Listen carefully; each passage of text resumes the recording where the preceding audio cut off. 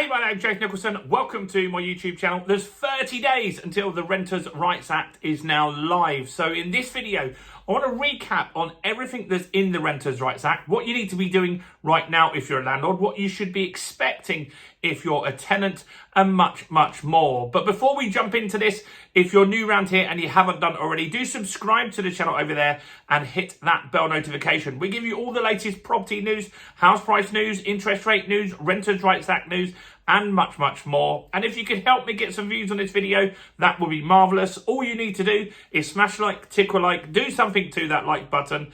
That really helps with the YouTube algorithm, and that really does help the channel grow. So thanks to everybody that does that. So, the Renters' Rights Act. It's so close now, 30 days, depending on when you're watching this. But the 1st of May, it starts to kick in. And what's interesting is I read an article today that said 25% of landlords still have not even heard of the Renters' Rights Act, which is a little worrying, because one of the things that I'm going to talk about in this video, if they don't do that, they're going to get £7,000 fines. Imagine if you had 10 properties and you didn't know about the Renters' Rights Act. Insanity. You could be in line for 70 grand in fines, which wouldn't be great.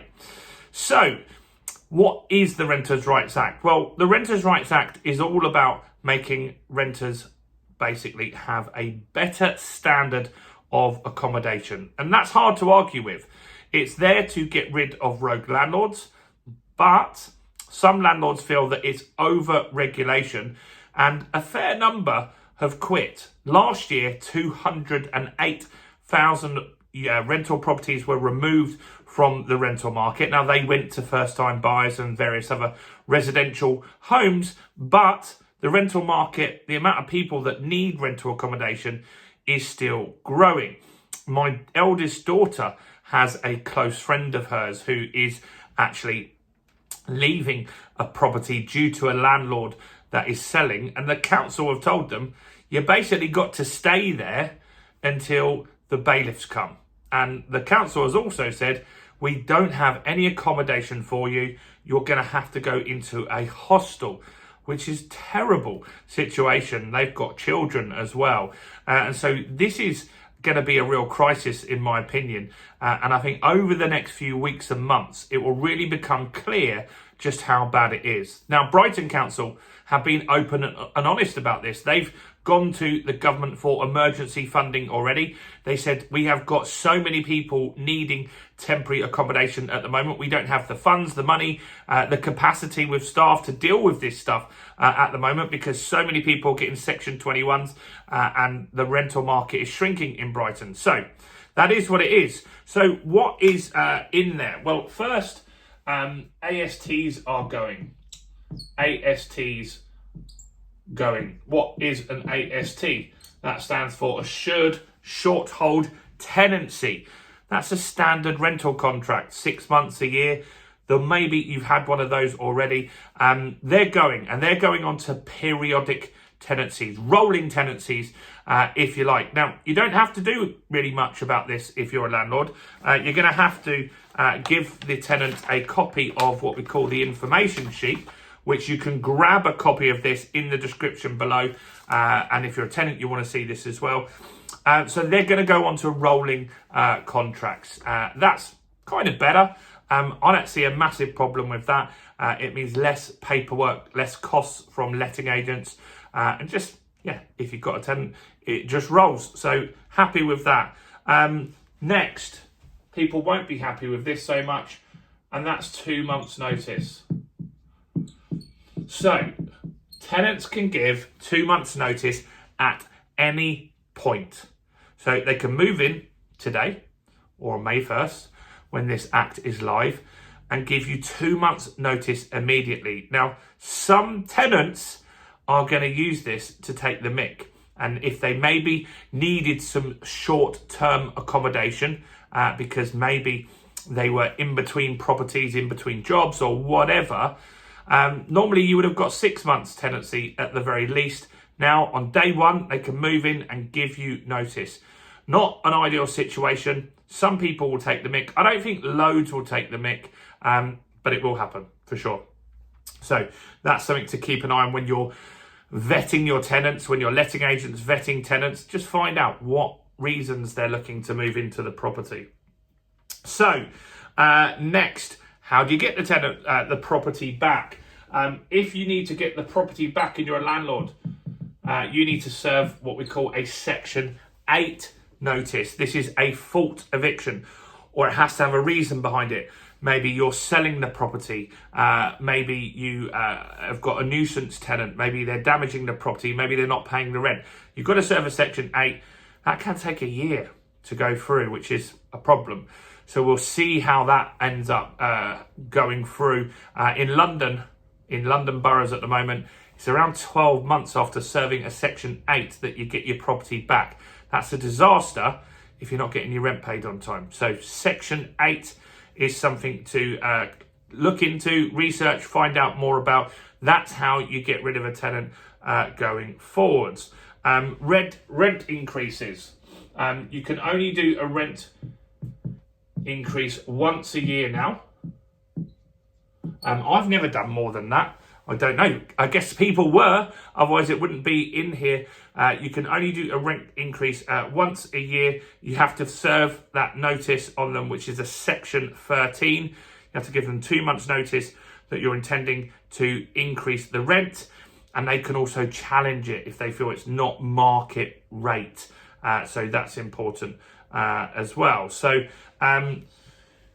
tribunals goes with the rental increases. So if a tenant feels that the increase in rent is unfair, is too much, they can go to a first tier tribunal. That could take some time. While that's going through, the increased rent doesn't stand, right? So lots of people are probably just going to challenge this if you put a rental increase in, because they can, right? Because they can do it, they're going to do it. That is a problem. So yeah, tribunals are going to be backlogged massively. We'll see this by summer. We'll have some data and really understand the impact that this is having. It'll be interesting to see where we're at. But yeah, I think a lot of tenants are going to challenge stuff. They get all this information in this 4-page document, which if you don't give them, you get fined $7,000. So that's a problem. Rent bidding is banned.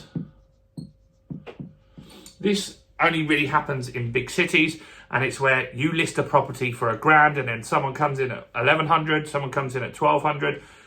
You've got to rent it out around the amount that you put it on the market for. So you can't have people bidding up the rent in order to get an advantage over other tenants. So that's something to keep an eye on. What I think will happen there is that landlords will just list higher. They'll just list the rent higher and bring it down if it's not renting out. So I think this will push rents up a little bit. So that is something to consider. Upfront deposits. These are not allowed to be large anymore. So you can only take 6 weeks as a deposit up front. This does hurt people that have got a bad credit rating, that maybe have got themselves back on their feet. And some people, when they go through the vetting with the letting agent, will fail, right? So they might say, well, look, what about if I give you 2 months rent up front? And give themselves a bit of an advantage. International students also do this. They give bigger deposits in order to secure the property because they have no history in this country. You're now no longer able to do it. This was argued in Parliament that this is making it a little unfair and unfortunate for a lot of tenants, but that's in there now. Pets is the next one. So pets, the tenant has the right to request a pet. That is in the information sheet as well. If you haven't figured it out yet, you need to get the information sheet. It's in the description. It's in the first comment as well. So pets, the landlord can't unreasonably refuse pets if it's in their lease that they can't do it because they've got a lease on property. That's reasonable. There's a number of reasons which the landlord can go away and look up.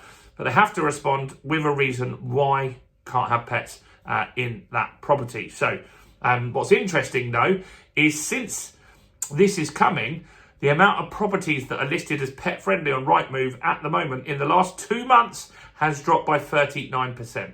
So landlords aren't going out there saying they're pet friendly anymore. So this is kind of backfiring already on people that want pets. What else have they got? DSS and kids.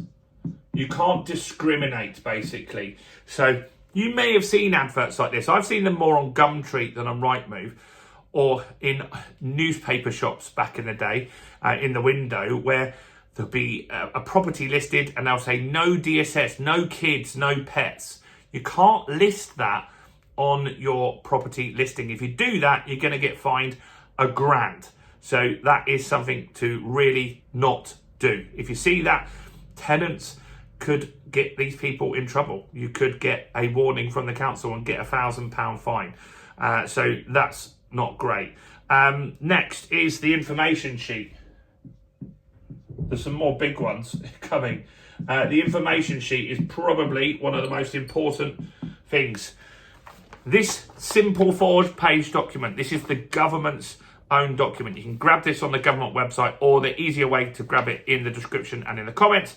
It basically just states to the tenant all of this stuff. Basically what's changing, the fact that it's going on to rolling tenancies, the fact that they only have to give 2 months notice, the fact that they can ask for a pet, the fact that they can challenge your rent increases. This is in here now. It's important that you give a copy to your tenant. I would make sure they sign to acknowledge receipt of that. That's what I'm doing with my tenants. If you use a letting agent and they don't do it properly, that's your problem. So you need to check with your letting agent that they're doing it properly. Very important, I would say. So this stuff is really important. If you don't do this, landlords, the first fine that you get in breach of anything now is £7,000. £7,000. So very important that you do this. If you're a tenant, make sure you got this. Don't just get your landlord in trouble. Help them. Tell them, have you got this sheet for me? I need a copy of it from you. It's good to cooperate, I think, for sure. So next is enforcement. So councils are building up enforcement teams now. They'll have stronger powers to check the properties whenever they want, unannounced. They won't have to send letters. They can check the property, even if the tenant doesn't request it. If they've got an idea that there could be a problem there, they can come and inspect the property. A property ombudsman is coming in the future to deal with issues between two parties. That's something that will happen. A database is coming of landlords later this year. So landlords will have to register in a database. That database will be searchable. People will be able to see if the landlord has had any breaches or problems in the past. That's interesting. So if you don't get in that, that's £7,000 fine for that as well. So make sure you do that. Also, student lets, that's covered in the renter's information sheet. Basically, it says about the academic year and giving notice and stuff like that. That's important that you serve that correctly, or you could get stuck with a student tenant in there. Ebook's law extends to private renting. That's about mould. There's lots of stuff, right? There's still lots of stuff that will be rolling out from this in the future. The biggest issue as well in here, which is meaning landlords are quitting, is the removal of Section 21, no-fault evictions. You've got pretty much 30 days left, depending on when you watch this. If you're a landlord and you want to serve a no-fault eviction, you've got 30 days left in order to do that. Let me know if you are a landlord. I want to know. If you're a landlord and you haven't served notice, but you're going to serve notice in April at some point, let me know in the comments. It would be great to get an understanding on how many people are expected to still give notice, because I think there's a lot of people that are waiting till the last minute in order to do this. So 30 days left, lots to basically focus on. If you're a landlord, I'm staying in the market. I think that some of these things are a little bit of an advantage. They make it harder for new landlords to come into the market unless they follow and study and understand this stuff. That's good. Higher barrier to entry means less competition. Rents will also go up as the market shrinks. And so ultimately, I think we'll look back on this in 4 or 5 years and be more profitable than we are today. But you must follow the rules. That's the difference here. You must be someone that follows the rules. Otherwise, you're going to get massive fines. I've said it 100 times in this video, but do grab the information sheet. It's in the description and in the first comment. Just really get an understanding on what this is about. If you're a tenant, if you're a landlord, or you just want to know what's happening. I think this is really important stuff. Do make sure you like the video and subscribe. By subscribing, anything new that gets updated on this, I'll be telling you first, often before lots of the major news publications. Do like the video. Do check out all the other content as well on my channel, including this video right here.